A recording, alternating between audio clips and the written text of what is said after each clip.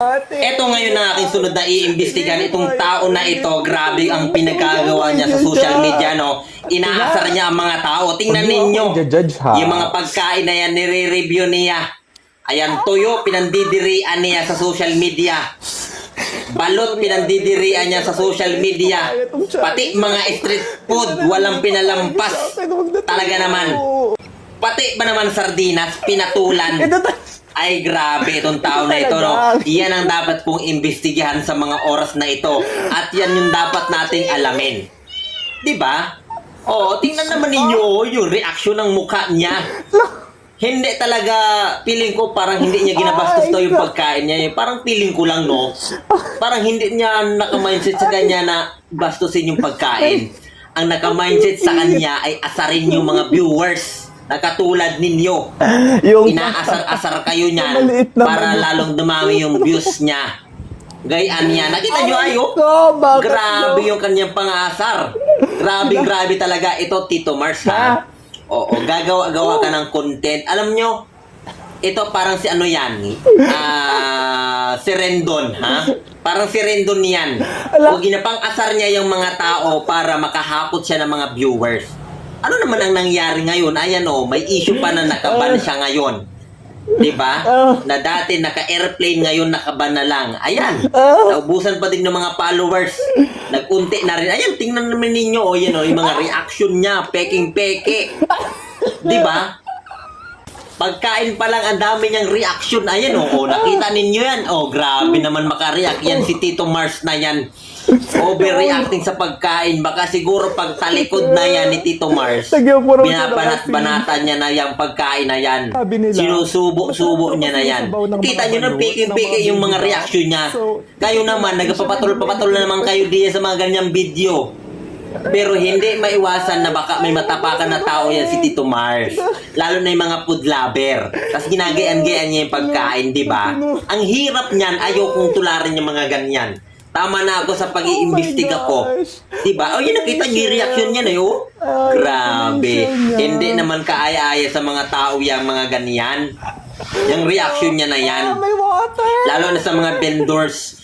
Lalo na siguro yung kumpanya ng mga sardinas na ito. Although wala siyang pinakita, pero sobrang naman yan. Diba? Manggagaliitis sa kanya. Baka paglabas niya, ay nako, pausmid-usmid na yung mga tao sa kanya. Pero wala tayong magagawa. Yan yung pinasok ni Tito Mars. Nakita nyo yan, yan o, grabe naman yung reaction niya na sa pagkain na yan. Naku, sino pa naman ang hindi magagalit talaga kung gagayaan niya yung pagkain. Paano ba ito buksan? Diba?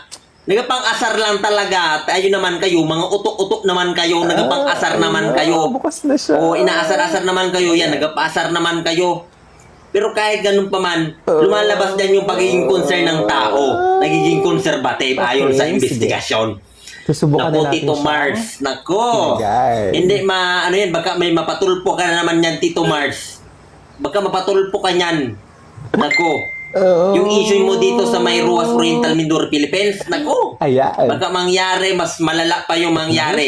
Hindi naman sa pag-ano, Huwag mo akong i-judge, ha? siyempre, mga tao dyan, masagasaan mo ng mga masasakit na salita, siguradong marami mas magre-react pa dyan sa mga video mo. Nako, grabe yan, Tito Mars. Mahirap yan. Hindi naman ako sa nanakot, pero, nako, kapag hindi mo binago yung style mo, Tito Mars, nako, ang saya-saya. Sigurado.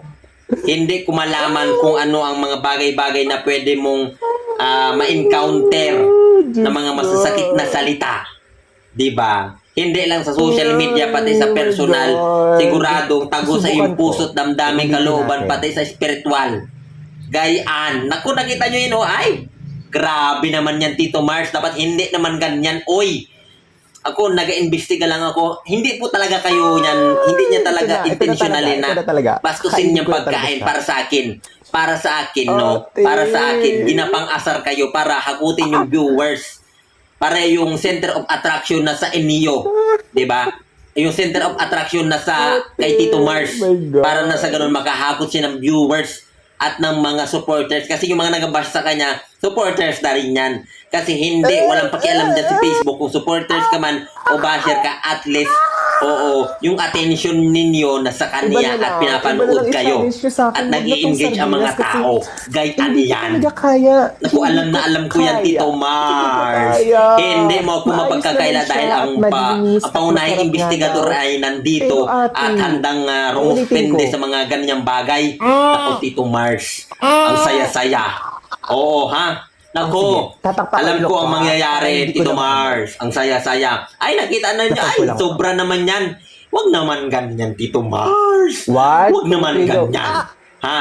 Naku, sa ulit-ulitin, pag ginawa mo ulit yung video na yan, naku, sigurado na naman yan, Tito Mars. 1, 2, 3, go. Tampula mga bash na naman ang iyong ma-encounter dyan.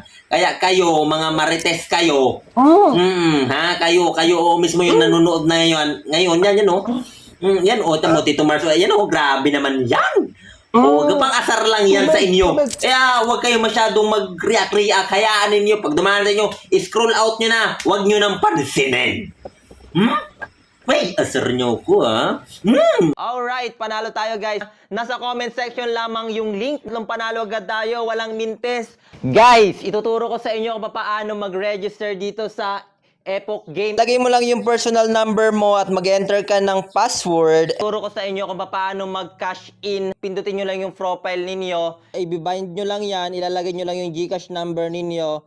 Pipindutin mo lang yung withdrawal na nasa baba. I-click lang natin yan and then ilalagay lang natin yung amount na napanalunan natin. Ito yung lagi kong nilalaro dito, itong color game. I-try natin laruin. 10 pesos, lagay lang natin. Kita nyo naman, panalo tayo ng 19 pesos. Yes! Panalo na naman tayo. Ganun lang kabilis manalo dito. And pili tayo ng 3 na agad na makapag-download. Kaya ano pang iniintay nyo, i-download nyo na Epoch Game na sa comment section yung link.